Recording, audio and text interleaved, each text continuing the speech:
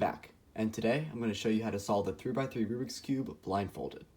This is actually part 2 of another video that I made on blind solving. If you want to see that video, then click the link above. Now we can finally start on the Rubik's Cube.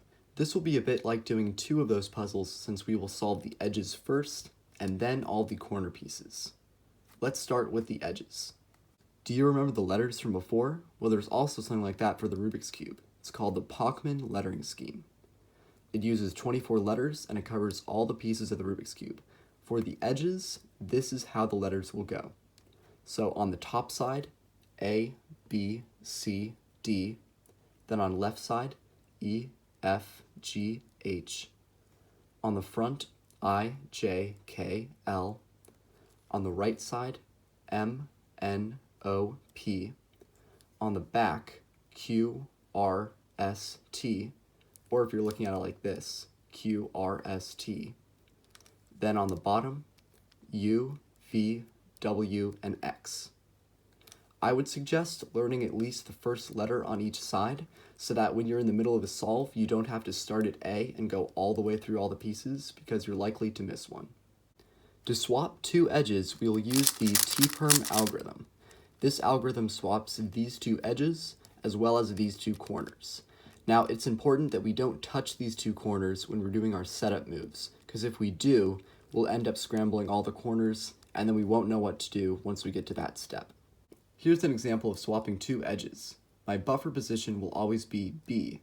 This does not mean this sticker, it means that it will be this top sticker. And my swapping position will always be the letter D. Right now in the buffer slot, I can see that I have an L. This means that this piece needs to go right here, and this is the letter L. I will do a setup move to move L into the swapping position. Then I will do my T-perm algorithm, undo my setup move by moving L back into its place, and the 2 edges have been swapped. Now, not all letters will be as easy as L. In this case, we have to swap to the letter T, which is right here. When we move this into the swapping position, we will have to make sure not to touch these corner pieces. Otherwise, it will start a chain reaction, then all the corners will be messed up by the end of solving edges. So, we will have to do a setup move that doesn't touch these corners. We can do our T-perm algorithm, move it back down, undo setup move, and these 2 edges have been successfully swapped. I've prepared a few more pieces to solve.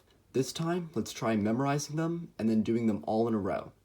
So here's my buffer position, so my first letter will be I, then P, then R, and then V. And then since this is the white sticker of my buffer piece, it should move right here, and that should be the end of this cycle. So in remembering, we have I, P, R, V. All right, let's start. So that was my setup move for I, then P, then R, then V. As predicted, all the edges are solved. Let's remember what I said about hitting the buffer piece too early. In this case, my first letter would be D. However, since this is the buffer piece, it would move into its slot and we still have more unsolved pieces. In this case, I would just choose a random unsolved piece. Let's just choose C, and then continue memorizing letters. So let's start over. My first letter is D, then my random unsolved piece, so is C, then A, then back to C. So my letters are D, C, A, C. Let's try this out. D has no setup move, then C, then A, then C again,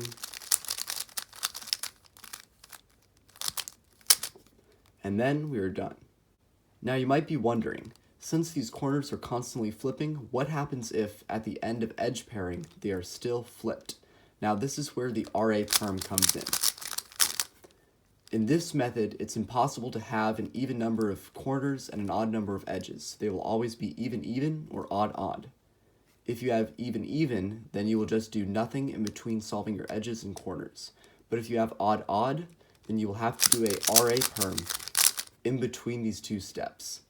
Putting it simply, it just fixes problems. Maybe I'll do a more in-depth video about why this fixes problems. In blind solving, corners aren't too different from edges. The lettering system is just the same, but it's on the corners, so it's A, B, C, D, and then followed around on the same sides around the cube. And for this, we will use the Y perm. However, you will take off the beginning F and the ending F prime of the algorithm. So the result should look something like this. It will swap this sticker with this sticker. This is our buffer position, and this is our new swapping position. It will also swap these two edges, but if you use the RA perm for odds and then do nothing for evens, then this shouldn't be an issue. This also opens the door to a whole new set of setup moves. Right now, we have this sticker of the red, white, and blue piece in the buffer position. This white sticker will move right here to the letter B. I will have to make sure not to touch these pieces when putting it into the swapping position. I can set it up simply with an R2, do my algorithm, undo the setup moves, and then I've successfully swapped these two corners. Once again, I've scrambled up a few pieces. Now let's try to memorize the string of letters and then do them all in a row. So right now in the buffer position, I have the blue of the red, yellow, and blue. I know that this will go into the T slot, which is right here. Then this sticker will move to the I slot, then this will move to U, and then this will move to Q. So my letters are T, I, U, Q. Let's try doing these in a row. So here's my setup move for T, undo setup, then I. Remember, I have to do that since I can't touch any of these pieces. Then U, then Q. Let's also briefly talk about twisted pieces. This is when they are in the right position, but they are not oriented correctly. To solve this, we will just choose one of the letters. Let's choose L, and then we will put L into its correct position, in this case, F. So first I will take out L, and then I will put it in the F position. As you can see, by doing this, we also flipped our buffer piece. Know that if you are flipping edges, it will always work out in the end with the buffer piece. For twisted corners, it's really the same. I like to memorize the white or yellow and then just remember twist at K. So first I will take out K, which is this setup move, and then I will put it into its correct position, in this case V. As you can see, this also twisted the buffer piece, proving that by twisting pieces, the buffer piece will always turn out in the end. So there are 8 corners and 12 edges. That means that the corners are easier to memorize than the edges. We will start with the corners so that we can put these into the back of our brain, and then memorize edges and then execute them quickly so that we don't have to remember them as well. And then, reaching back to the corners, we will solve all of the corner pieces.